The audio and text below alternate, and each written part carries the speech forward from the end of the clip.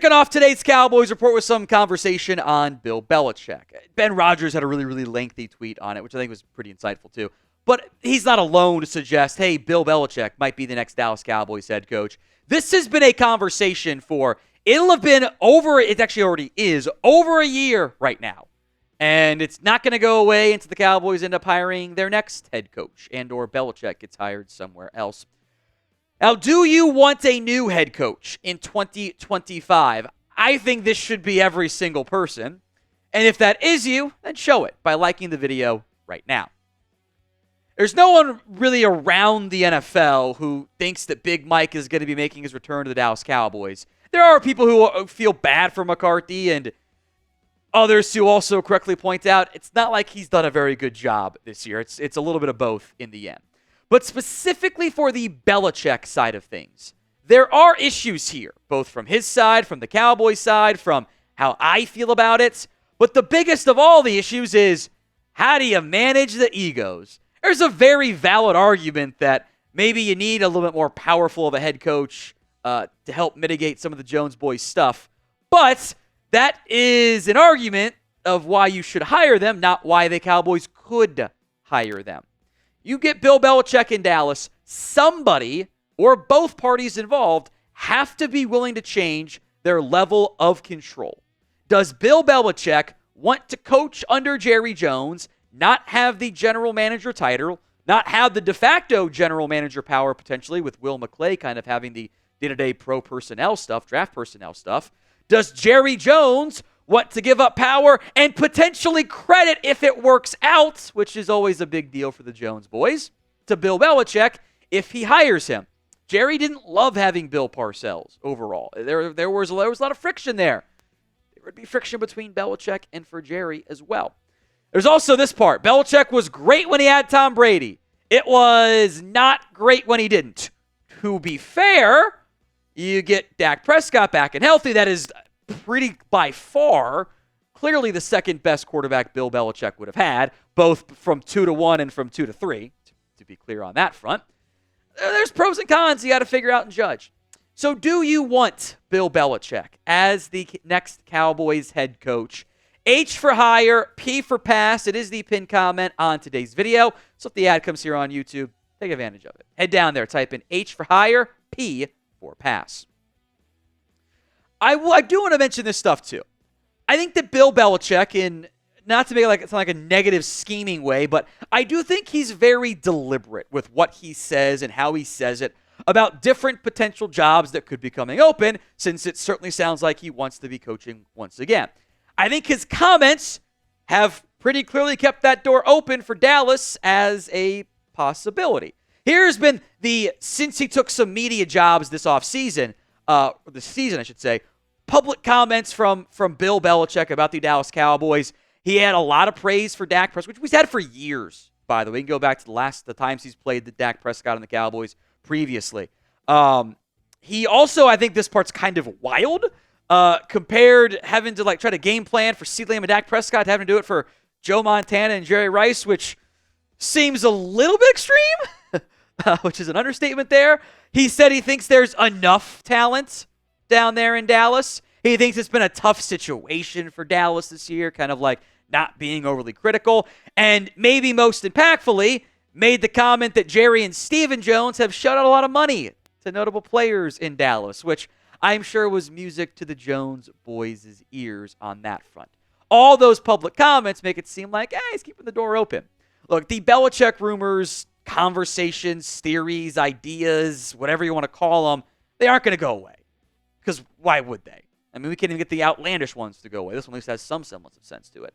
I would be surprised if there wasn't at least a call between Jerry Jones and Bill Belichick to gauge the level of interest, what the role could be. Maybe it doesn't automatically become a finalist, but I'd be a little surprised if there wasn't at least some checking in between the two parties.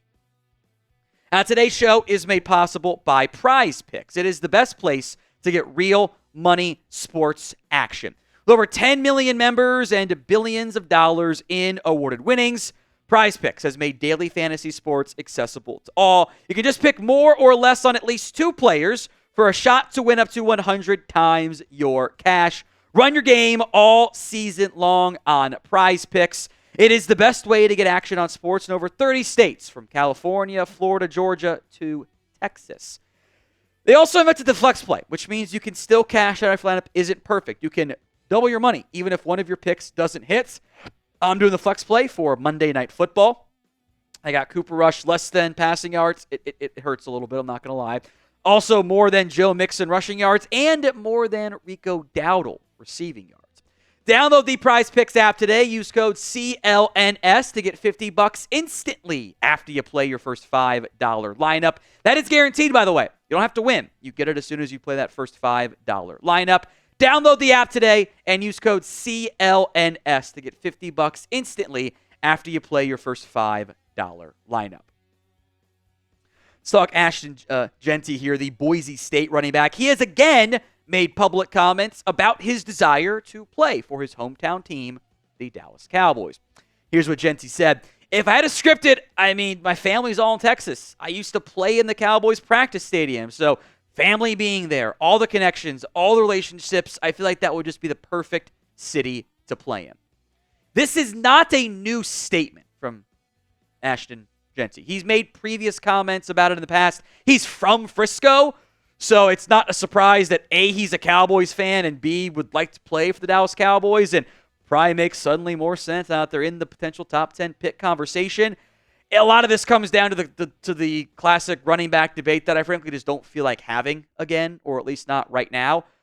This is going to be, I think, a pretty consensus top 10 prospect. He's not the biggest, and he's not necessarily the fastest, but he's got good size for being a shorter player, and it's not like he's slow either. There's kind of like some Aaron Jones to his game. It maybe is a decent comparison there. 7.7 yards per carry, not just against Mountain West teams. It's against Oregon too. He is an awesome football player, but if you have concerns about the running back angle and the value of, well, it's a good class, you can get one on day 2, maybe early day 3. Well, no 4th-round picks, maybe not. It's a valid conversation. So do you want to draft Ashton Jeanty in round 1? Why for yes and for no? Let me know in the comments of today's video. More Deion Sanders conversation for the Cowboys. Prime was asked by Michael Irvin on one of the Fox Sports shows about possibly being the Dallas Cowboys' next head coach, how he felt about it, what his overall thought process was going to be on that. And Deion did not waste much time responding. Deion kind of saw where Mike was going with that conversation and starts going, no. Oh, Lord, don't start that. I love it where I'm at. Now, that was a little bit performative, which is good for recruiting. That's how you do it. That's why he's a good recruiter and good salesman and good transfer portal guy. But I do buy most of this from Deion because he said it before. I think his style works so much better in college than it would potentially work in the NFL. But we spent a lot of time on this yesterday. On Wednesday's show, discussing the ideas behind it and where it's coming from. Very humorous for me to see Mike Greenberg saying, well, somebody wants to keep talking about this. Yes, Mike, your company does. All of this has been ESPN created. We do know that, right? So if you didn't check out that video, I go a lot more in depth on it. You can go check it out. The thumbnail looks just like that. Also, if you're subscribed and you have your notifications turned on, you got an alert for it. So if you haven't already, hit that sub button. YouTube.com/CowboysTV. We are trying to beat our Texans channel in subs this week. They're kind of benefiting from that late finish to Sunday night, giving them some extra subs for this month, or for this week, but I didn't even catch them. Hit that sub button so you don't miss out. Athlon Sports also suggesting the Cowboys go sign Ryan Tannehill to, quote-unquote, salvage the season before it's too late. Here's the thing. It's already too late. Your season is over. The idea that you can get Ryan Tannehill in here, get him up to speed on the playbook in Thanksgiving, you're going to have 2 more losses probably. You're already out of this picture anyway. There's zero purpose. There's zero benefit in doing this. I don't need to sign another random old quarterback when I got one of those guys in Cooper Rush. I can let Will Greer be my practice squad QB, and I'd like to see more of Trey Lance in the first place anyway. It's just a It's frankly a laughable suggestion. I legitimately, I would rather bring in Ben DiNucci because at least he's young. At least he's an unknown other than a guy that has clearly regressed the past couple of seasons with the Tennessee Titans, I should